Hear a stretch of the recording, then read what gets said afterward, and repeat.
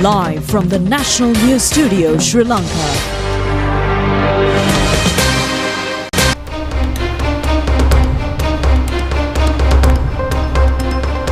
Hello there, good evening and welcome to the 9 p.m. news on the prestigious channel of Sri Lanka. I'm Niket Karunaratne. And I'm Isha Nadi. Let's have a look at the headlines for tonight.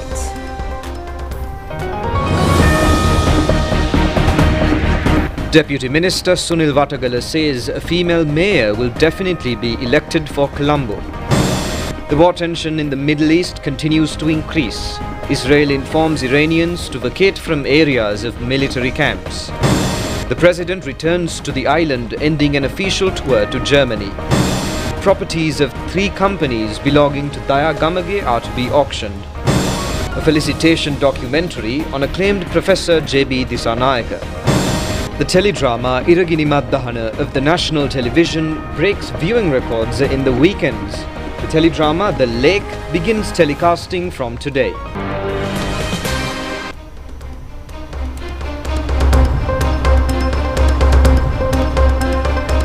On to those and other stories in detail now.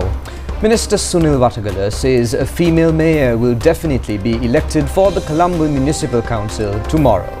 And he has made these remarks to the media after a meeting with municipal councillors of the National People's Power and independent groups in Colombo today. Deputy Minister Sunil Vatagala said that they had predicted even before the election campaign and who would become the mayor. He added that by 9:30 a.m. tomorrow, all would be able to see how this prediction would become true.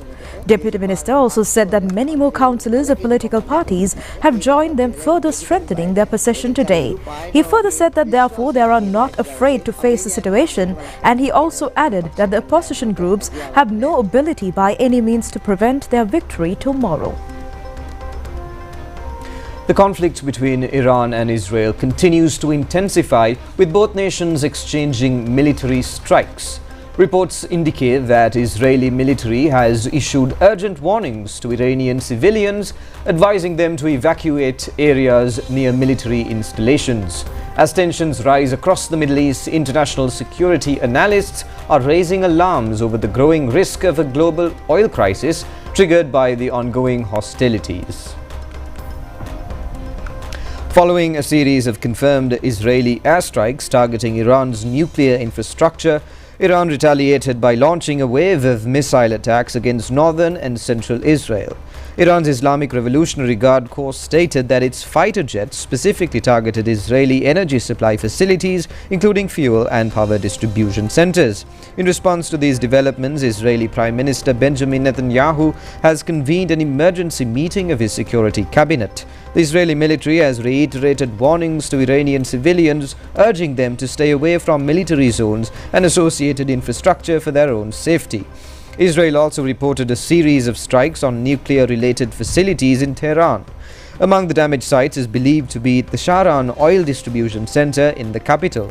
The Iranian president has warned that if Israel continues its aggression, Iran would launch a much harsher response. According to Israeli emergency services, the latest Iranian missile strikes have left 10 people dead and more than 100 injured. The coastal city of Bat Yam was among the areas hit, with emergency response teams conducting ongoing rescue and recovery operations. In addition, Iranian forces reportedly launched a large-scale drone assault on Israel overnight. Foreign media have reported a fire near the Haifa oil refinery, believed to have been caused by the attacks. Meanwhile, Yemen's Houthi rebels, backed by Iran, announced the beginning of a coordinated military operation against Israel. They claim to have played a direct role in the latest wave of missile strikes in coordination with Tehran over the past 24 hours.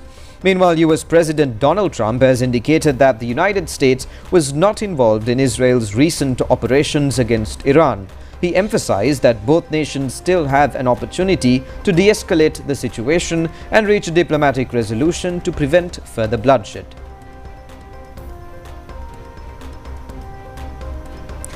And in the meantime, President Anura Kumara Dissanayake returned to the island this morning after successfully concluding his official visit to the Federal Republic of Germany.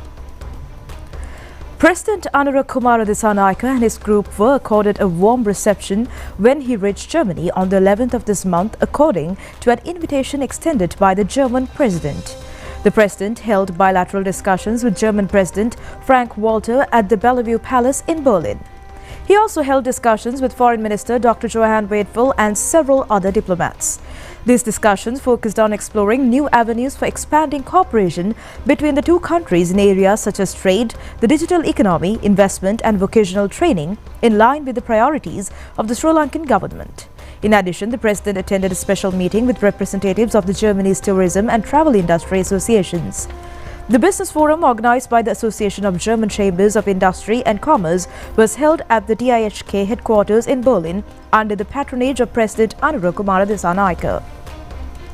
The president on this occasion has extended an invitation to the German investors to invest in the tourism sector in the Sri Lanka and also focused attention on commencement of direct flights.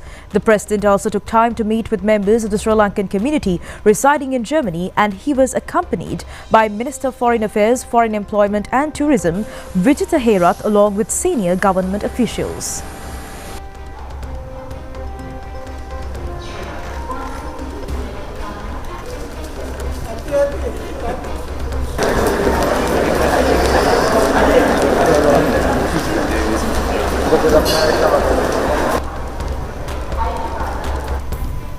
And on to the weather update for today. The Department of Met predicts that the current rainy weather condition will prevail tomorrow as well. A fairly strong rainfall exceeding 100 millimeters could be expected in the western, Sabaragamuwa and northwestern provinces and also in the Kandy, Galle and Mathura districts. Today, the department further says a gradual decrease in the rainy weather situation is expected from next Tuesday. A few showers may occur in the northern province and in the Anuradhapura district. Strong winds of about 50 to 60 km per hour can be expected at times over the western slopes of the central hills and in the northern and north-central provinces and in Trincomalee and Hambantota districts. Wind speeds will be up to 35 to 45 km per hour and increase up to 60 to 70 km per hour at times in the coastal areas off the coast extending from Puttalam to Mullaitivu, Vamana and Kankasanthurei.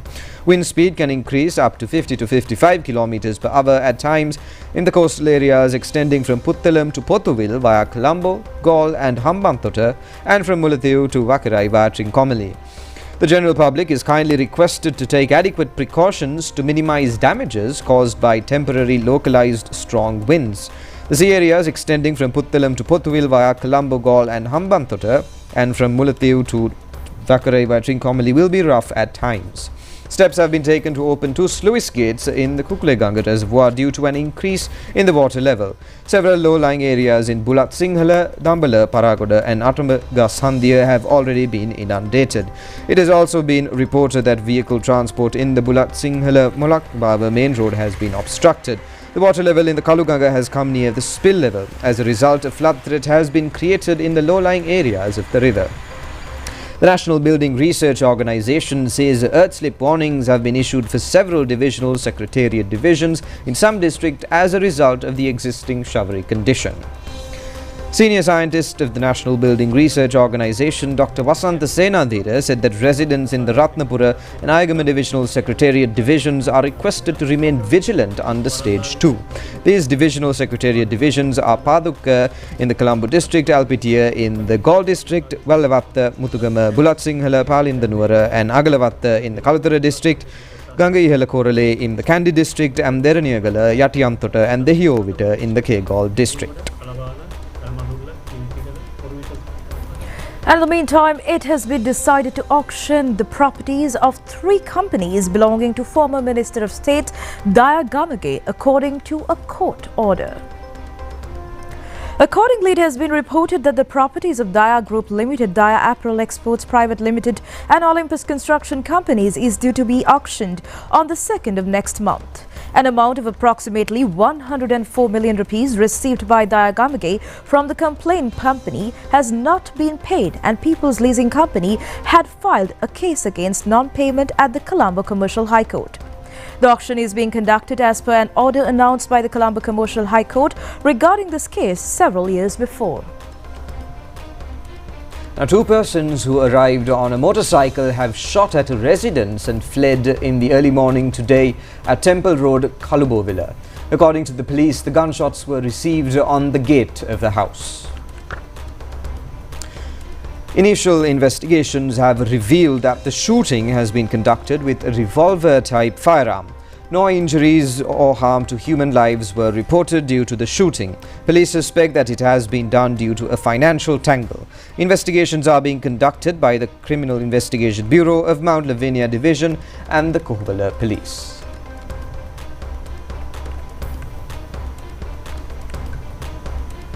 In the meantime, a ceremony to pay tributes to renowned Professor J.B. Dissanayake, who is engaged in a wide range of service for the Sinhala language and literature, was held recently at the University of Colombo.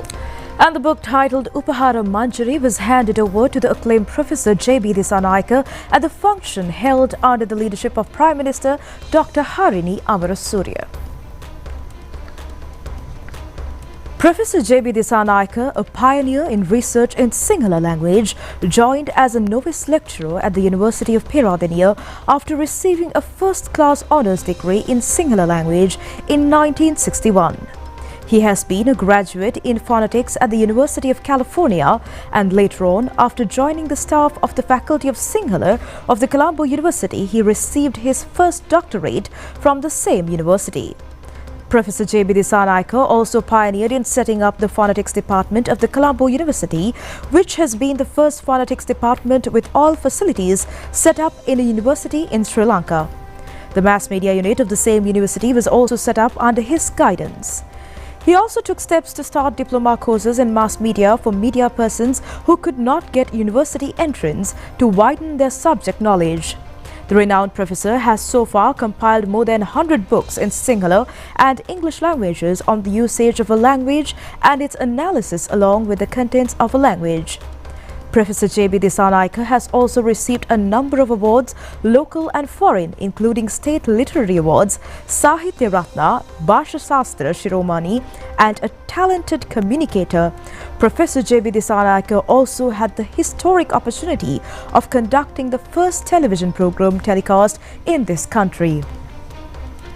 He passed on to the readers and viewers of numbers of generations, including his incomparable literary knowledge, and he who took steps to provide knowledge to his students for more than 40 years, retired from the University of Colombo in 2002 as a senior professor of the Faculty of Sinhala Language. Later on, after joining foreign service, he also served as the ambassador of Sri Lanka in Cambodia and Laos.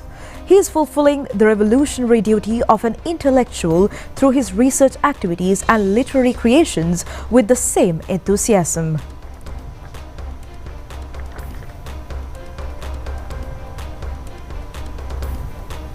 A function to pay tributes to the acclaimed Professor J.B. Dissanayake for his renowned services to literature was held at the University of Colombo Auditorium recently under the leadership of Prime Minister Dr. Harini Amarasuriya.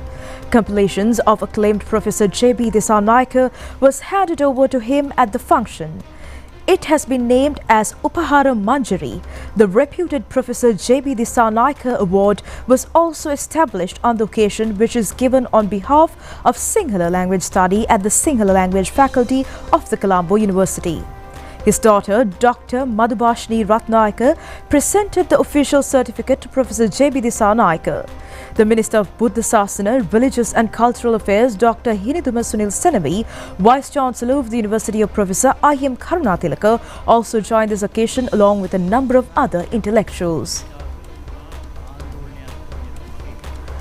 Professor J.B. Dissanayake said that wisdom is an essential quality to become a leader. Doctors are going to strike these days, and he questioned as to what kind of doctors they are. He added that these doctors are not treating patients for no fault of theirs, but according to certain statements of the minister. He further said that although they have obtained degrees, they lack in wisdom. Prime Minister Dr. Harini Amarasuriya said that leadership can be built not by just offering knowledge, but it has to be coupled with unforgettable experience also. The Prime Minister said that although she is not a student of the professor, but expressed her sadness about for not being so.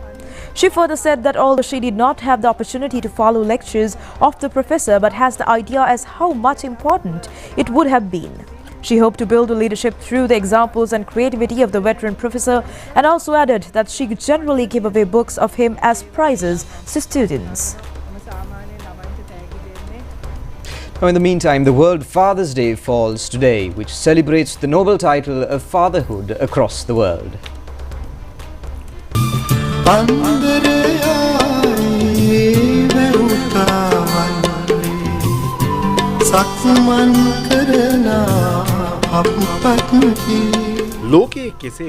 The reservation of a particular day for fathers is not a familiar phenomenon for us Sri Lankans, as we venerate parents every day without any specialty. However, the world community have added that Father's Day to their culture as a unique feature on the other hand, at a time when some neglect to show concern to their parents and forget virtuous deeds. Setting aside a day to remember parents could be regarded as an important gesture. People in many countries throughout the world have been chosen the Sunday of the month of June in every year to celebrate the Father's Day. Commemoration of the Father's Day had begun in America in the year 1910. Historical narratives point out that US President Woodrow Wilson in the year 1916 had declared Father's Day as a day of essential celebration. Some countries in the world commemorate Father's Day on the 19th of November, while some other countries choose their own days to remember the state of fatherhood. Father's Day has also been considered as a supplementary day to the Day of Celebration of Mothers. The World Father's Day is regarded as a tribute to the love of fathers, which is a guiding force for the life of human beings. Now, the national television always telecasts useful programs and teledramas for millions of viewers. Iragini Maddahana, the teledrama, has become the #1 most viewed among the weekend teledramas of the national television. These days it has been a unique feature that the last episode of this teledrama, which was telecast yesterday, has been viewed by more than 700,000 viewers on YouTube. And national television, which has become the most acclaimed channel of the year, presented a number of high-quality teledramas such as Viyali, Amuthu Dostara, Situvara Puwata and Iragini Maddahana to the viewers in recent times. Among them, the latest teledrama, The Lake, is to be telecast during the 2 days of the weekend at 8:30 p.m. today. The Lake is directed by Danushka Raymond, while Semini Iddamalgona and Atula Iddamalgona support its production.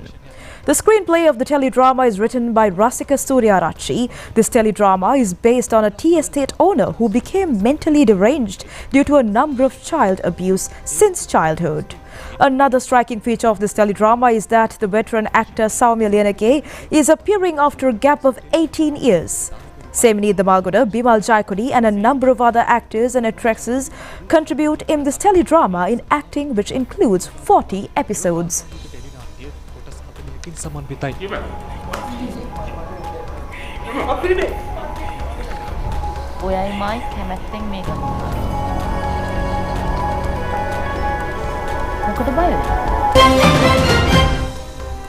Stay tuned for more local stories coming up after this break.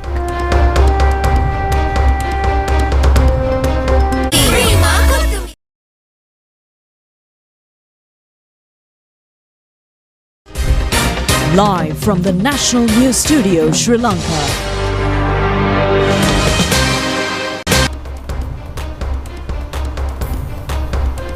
Welcome back, and continuing with more local stories, Prime Minister Dr. Harini Amarasuriya has presided over a commemoration ceremony held in parallel to the World Blood Donors Day at the Temple Trees yesterday.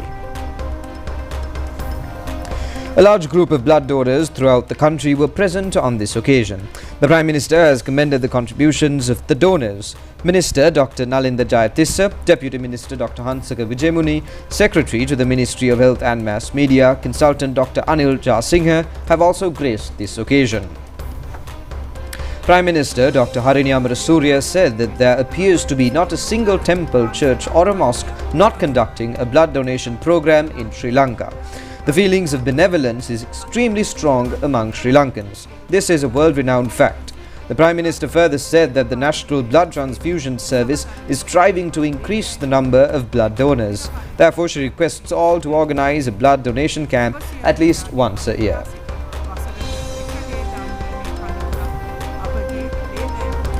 And in the meantime, permanent appointments have been given to 378 sub-postmasters under the leadership of Minister Dr. Nalinda Jayatissa at the Colombo District Secretariat Auditorium. These permanent appointments have been awarded to 378 sub-postmasters who were in service in that post for nearly 5 years. Postmaster General Ruan Satkumara, Secretary to the Ministry of Health and Mass Media, and a number of others joined this occasion. Minister Dr. Nalinda Jayatissa said that the Department of Post will be converted into a profit-making entity by the end of next year. Last year, an income of 140 million rupees was collected during last year with great effort, where the expenditure has 180 million rupees. The department is still running at a loss since the expenditure has increased with the increase of salaries in the state sector. Maintaining the targets has not become justifiable. It is expected to convert the Postal Department into a profit-making entity by the end of next year by removing this anomaly in income and expenditure. Meanwhile, Minister Dr. Nalinda Jayatissa has recently participated in an observation tour recently at Tabutegama Base Hospital. The minister mentioned during the tour that the construction of a 6-story emergency and treatment unit of the hospital will be expedited. The minister added that steps will be taken to provide grants for the first stage 1 of this unit.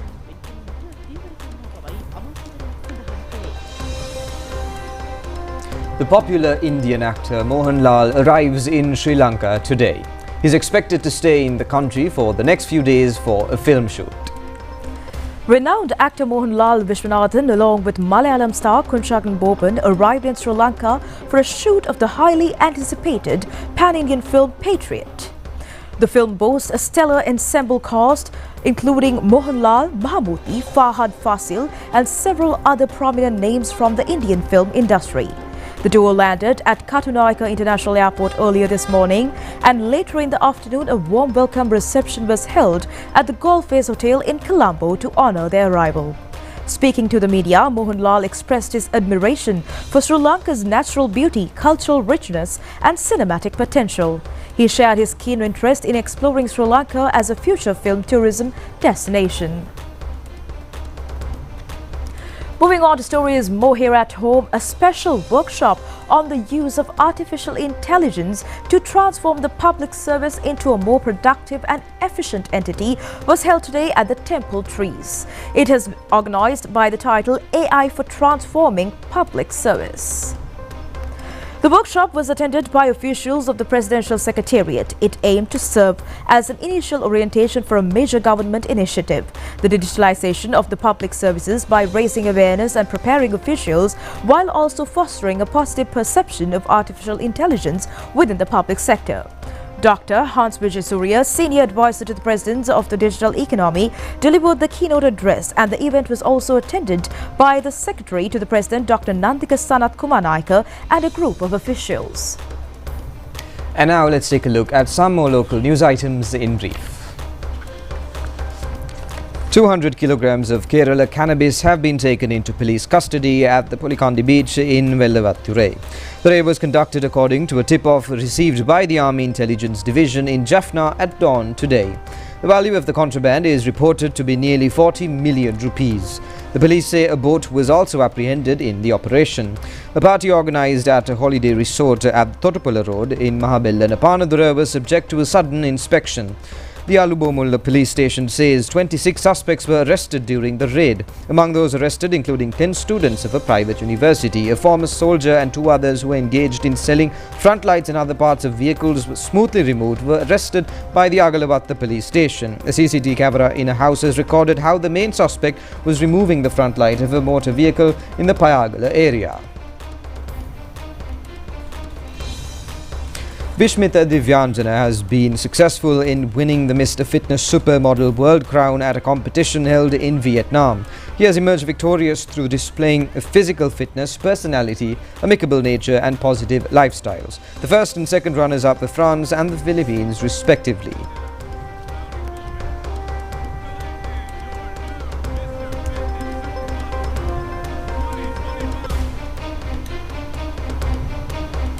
commemorative program in the remembrance of the late Queen of Sri Lankan cinema Malini Fonseca was held recently at the Los Angeles Buddhist Vihara. The program, organized by the South California Sri Lanka America Association and the Sri Lankan community, was named Immortal Malini. Several movies where Malini Fonseca acted were also screened. And that's all the news we have from home. Stay tuned for foreign news coming up next.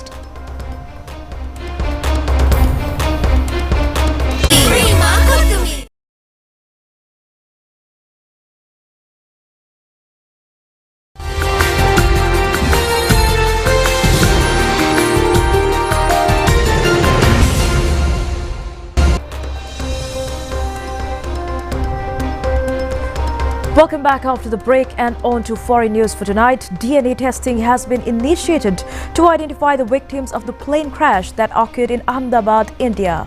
270 bodies have been recovered from the site thus far. The London-bound aircraft crashed into a residential area shortly after takeoff, killing all but one of the 242 passengers and crew members, a 40-year-old British man. Officials have also been trying to establish how many people were killed on the ground and have been continuing the slow process of matching DNA samples to confirm the victims' identities. Vigils honouring the dead have taken place across India and the UK. India's Aircraft Accident Investigation Bureau is leading the inquiry into the cause of the crash, helped by teams from the US and the UK. A black box was found at the site of the crash recently, which is expected to significantly aid the inquiry into the disaster. Less than 60 seconds after leaving Ahmedabad's international airport, the plane lost altitude and crashed into a building.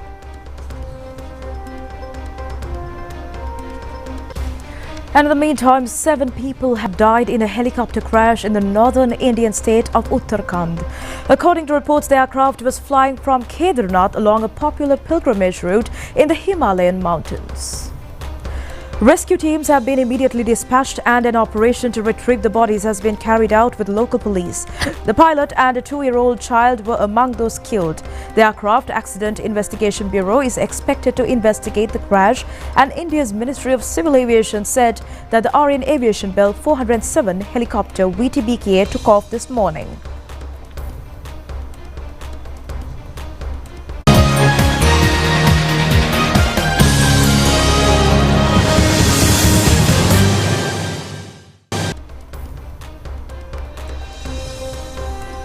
Welcome back and on to sports news. A pool of 18 players has been named for the first cricket test between Bangladesh and Sri Lanka, which includes 5 uncapped players also.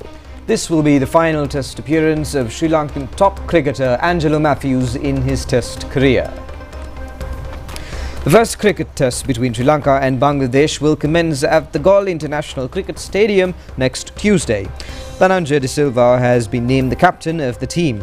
Pathum Nissanka, Oshada Fernando, Lahiru Dara, Dinesh Chandimal, Angelo Matthews, Kusal Mendis, Kamidu Mendes, Pasindu Surya Bandara, Sonal Dinusha and Pavan Ratnayaka have been called to the team as batsmen.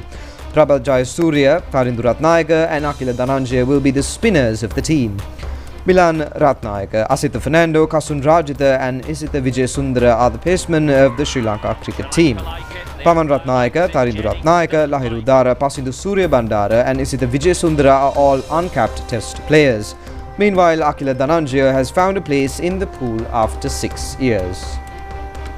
Meanwhile, 7 matches were played yesterday under the Inter-School League Rugby Tournament. The match between St. Joseph's College, Mount Lavinia and Zahira College, Maradana was played at the St. Joseph's College grounds, Mount Lavinia. The Tomin rugby team showed their skills from the very start of the match and scored 43 points at the end of the play. Zahira College was able to score only 19 points and the victorious St. Thomas's College team scored their points in 4 goals, a try and a penalty strike.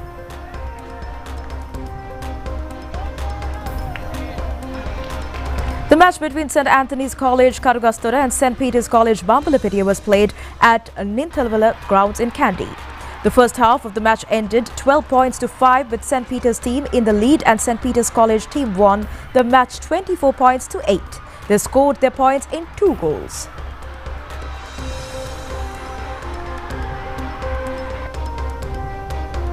The match between Trinity College Kandy and with Vidyartha Vidyalaya Kandy was played at the Pallekele Stadium.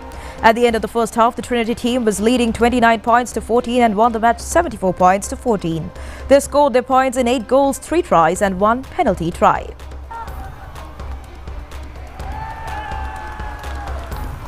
CRFC grounds in Colombo hosted the match between St. Joseph's College Maradana and Thurston College Colombo. St. Joseph's were leading at the end of the first half of the match 12 points to 0. At the end of the play, St. Joseph's team won the match 26 points to 5, scoring their points in 3 goals and a try.